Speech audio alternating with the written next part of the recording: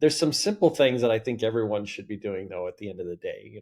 Trying to have a clear understanding of what resources exist in your environment and what they're doing. There's now a number of tools to really give you insight into untagged assets, things that look like zombie resources or things that are left behind.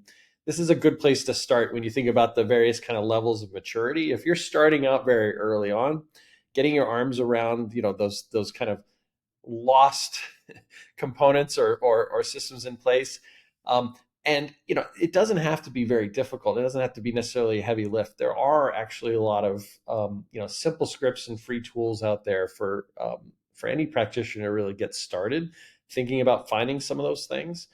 As the workloads become more complex, as the environment becomes more complex, it's really useful to start thinking about some more complicated tools that can kind of take into account certain behaviors that you want to enforce, or different levels of governance that you might want to apply in the environment.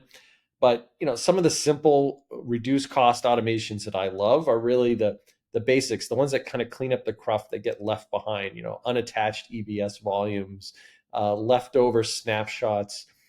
These are things that everybody should have on or scheduled or turned on in some way.